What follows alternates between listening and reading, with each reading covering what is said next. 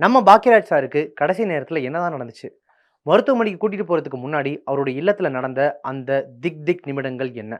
Purnima madam கண்ணீரோடு சொன்னத கேட்டு, ஒட்டுமொத்த இடமுமே ஸ்தம்பிச்சு நின்னப்போ, நடிகை நயன்தாரா தன்னுடைய கைகளால கண்ணீர தொடச்சுக்கிட்டு, உணர்ச்சி வசப்பட்டு கலங்கிய காட்சி. இன்னொரு பக்கம், "நேத்து தான் ஒண்ணா உட்கார்ந்து எல்லாரும் சாப்பிட்டோம். அதுக்குள்ளயா?" அப்படின்னு நடிகை த்ரிஷா கதறி அழுத அந்த காட்சி. வாழ்க்கை எவ்வளவு விசித்திரமானது இல்லங்க. அதே நேரத்துல எவ்வளவு கொடூரமானது பாருங்களேன். நேத்து நம்ம கூட உட்கார்ந்து சிரிச்சு, பேசி மகிழ்ச்சியா நேரத்த கழிச்ச ஒருத்தர், இன்னைக்கு வெறும் நினைவா மட்டும் தான் இருக்கார் அப்படின்ற உண்மைய எந்த காலத்திலயும் நம்ம மனசால ஏத்துக்கவே முடியாது. அப்படிதான் ஒட்டுமொத்த தமிழ் சினிமாவும், கோடிக்கணக்கான ரசிகர்களும் இன்னைக்கு ஒரு பீரிடிய தாங்கிட்டு நிக்கிறாங்க. ஆமாங்க, நம்ம எல்லாராலயுமே திரைக்கதை மன்னன், கிங் ஆஃப் ஸ்கிரீன் பிளே அப்படின்னு கொண்டாடப்பட்ட மாபெரும் கலைஞர் பாக்கியராஜ் சார் அவர்கள் நம்மள விட்டு பிரிஞ்சுட்டாங்க. கோவாவுல நடந்த நடிகை குஷ்பு அவர்களுடைய மகள் திருமணத்தில போய் கலந்துக்கிட்டு, அங்க எல்லார்ட்டயுமே ரசிச்சு, பேசி, சிரிச்சுட்டு இருந்தவரு, சென்னை திரும்பிய சில நாட்கள்லேயே மாரடைப்பால காலமானார் அப்படின்றத யாரால தாங்க நம்ப முடியும்? இந்த செய்தி திரையுலகத்தையே உலுக்கியிருக்கு. அவருடைய கடைசி நிமிடங்கள்ல அப்படி என்னதான் நடந்துச்சு?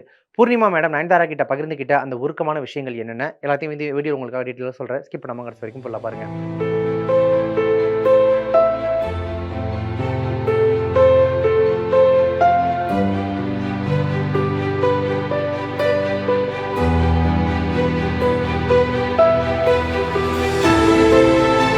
சில நாட்களுக்கு முன்னாடி தான் கோவாவுல நடிகை குஷ்பு சுந்தர் சி தம்பதியினுடைய மகள் அவந்திகாவினுடைய திருமணம் ரொம்ப பிரம்மாண்டமா நடந்துச்சு. இந்திய சினிமாவே அங்க திரண்டிருந்துச்சு அப்படின்னு சொல்லலாம். தெலுங்கு சூப்பர் ஸ்டார் சிரஞ்சீவி, நாகார்ஜுனா, வெங்கடேஷ், பாலிவுட்ல இருந்து ஜாக்கி ஷெராப், அனில் கபூர்னு பல இண்டஸ்ட்ரீஸ்ல இருந்தும் ஆள் வந்திருந்தாங்க. நம்ம நடிகை த்ரிஷாவும் அங்க போயிருந்தாங்க. அந்த ஃபங்ஷன்ல நம்ம பாக்கியராஜ் சாரும் அவருடைய மனைவி பூர்ணிமா மேடமும் கலந்துக்கிட்டாங்க. அங்க எடுத்த வீடியோக்கள், புகைப்படங்கள் இப்போ சோஷியல் மீடியாவை ஆக்கிரமிச்சிட்டு இருக்கு. சிரஞ்சீவி சாரை பார்த்து பாக்கியராஜ் சார் கை குலுக்கி, கட்டிப்பிடிச்சு, சிரிச்சு பேசி, ஜோக் அடிச்சு செம்ம ஹாப்பியா டைம் ஸ்பெண்ட் பண்ணியிருக்காரு. சிரஞ்சீவி சார் கூட அவருடைய எக்ஸ் வலைதள பக்கத்துல 2 நாளைக்கு முன்னாடி தான் கோவாவுல ஒண்ணா பேசி சிரிச்சுட்டு இருந்தோம். அதுக்குள்ளே இப்படி நடக்கும்னு கனவுல கூட நினைச்சு பார்க்கல அப்படின்னு ரொம்பவே உடைஞ்சு போய் பதிவிட்டிருந்தாரு. கோவாவுல இருந்து சென்னைக்கு திரும்பின பாக்கியராஜ் சாருக்கு திடீர்னு அவருடைய இல்லத்துல வச்சு மாரடைப்பு, கார்டியாக் அரெஸ்ட் ஏற்பட்டிருக்கு. மயக்கம் அடைஞ்ச அவரை உடனே சென்னை கிரீம்ஸ் ரோட்ல இருக்கக்கூடிய அப்பல்லோ மருத்துவமனை கூட்டிட்டு போயிருக்காங்க. டாக்டர்கள் எவ்வளவோ போராடியும் அவரை காப்பாற்ற முடியல.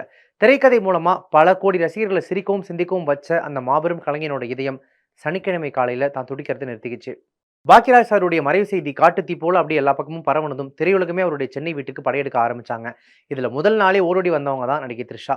ஏன்னா த்ரிஷாவுக்கும் பாக்கியராஜ் சாருடைய குடும்பத்துக்கும் சினிமா தாண்டி ஒரு நெருக்கம் இருக்கு. வீட்டுக்குள்ள நுழைஞ்ச த்ரிஷா அவர்கள் அங்க சோகத்துல உறைஞ்சு போயிருந்த பூர்ணிமா மேடம், சாந்தனு, மருமகள் கீகி, மகள் சரண்யான்னு ஒவ்வொருத்தரையா பார்த்து அவங்கள கட்டி அணைச்சு ஆறுதல் சொன்னாங்க. குறிப்பா பூர்ணிமா மேடத்த த்ரிஷா கட்டிப்பிடிச்சு பேசிட்டு இருக்கும்போது த்ரிஷாவோட கண்கள்ல இருந்து கண்ணீர் நிக்காம கொட்டிக்கிட்டே இருந்துச்சு. ஏன்னா, சிரஞ்சீவி சார் அவருடைய பதிவுல சொன்ன மாரி, இப்பதான் ஒரு 2 நாளைக்கு முன்னாடி அந்த திருமணத்துல கோவாவுல எல்லாரும் ஒண்ணா உட்கார்ந்து சாப்பிட்டோம், சிரிச்சோம். அதுக்குள்ள இப்படி ஒரு துக்க வீட்ல வந்து நிற்கணுமே அப்படின்ற அந்த வலி அவங்க முகத்துல அப்படியே அப்பட்டமா தெரிஞ்சது. த்ரிஷா நேர்ல வரதுக்கு முன்னாடியே அவங்களுடைய சோஷியல் மீடியா அக்கவுண்ட்ல "ஆர்ஐபி பாக்யராஜ் சார், நேத்து தான் ஒண்ணா அமர்ந்து உணவு சாப்பிட்டோம். இன்று இந்த செய்தியை கேட்கிறேன் என்பதை நம்ப முடியவில்லை.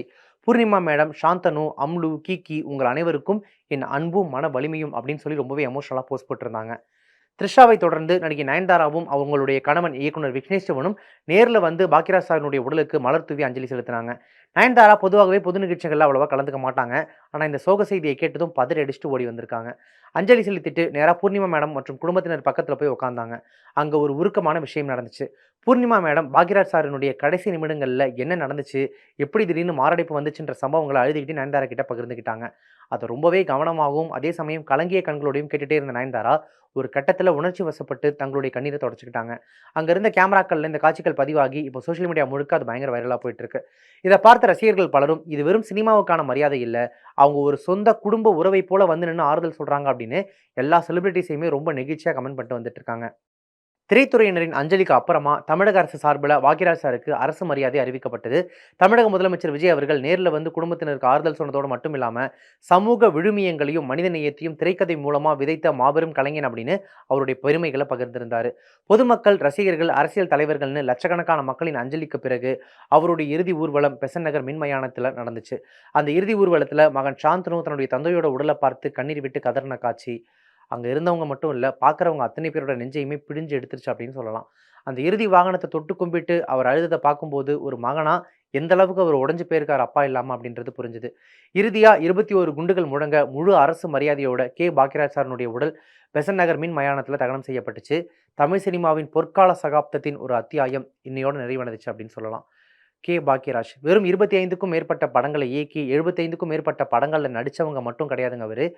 பாக்கியராஜ் சார் கிட்ட சிகப்பு ரோஜாக்கள் படத்துல அசிஸ்டன்ட் டைரக்டரா தன்னுடைய பயணத்தை ஆரம்பிச்சு, சுவரில்லாத சித்திரங்கள் திரைப்படத்தின் மூலமா இயக்குனரா மாறி, முந்தானை முடிச்சு, அந்த 7 நாட்கள், சின்ன வீடு, தூரல் நின்னு போச்சுன்னு தமிழ் சினிமாவுக்கு திரைக்கதைனா என்னன்னு தன்னுடைய படங்கள் மூலமா கிளாஸ் எடுத்தவர். அமிதாப் பச்சனை வச்சு ஆக்ரி ராஸ்தா அப்படின்ற ஹிந்தியிலையும் ஒரு பிளாக் பஸ்டர் கொடுத்தவர். புரட்சி தலைவர் எம்ஜிஆர் அவர்களாலேயே எனது கலைவாரிசு அப்படின்னு பாராட்டப்பட்ட பெருமை நம்ம பாக்கியராஜ் சாருக்கு உண்டு. இன்றைக்கு வேணா அவர் உடலால நம்மளை விட்டு பிரிஞ்சிருக்கலாம். ஆனா அவருடைய படங்கள், அவருடைய வசனங்கள் மூலமாக எல்லாவற்றிற்கும் மேலாக அவர் சம்பாதிச்சு வச்சிருக்கக்கூடிய இந்த அன்பு மூலமாக கோடி கோடியான ரசிகர்களுடைய மனசுல என்னைக்குமே அவர் வாழ்ந்துகிட்டே தான் இருப்பாரு.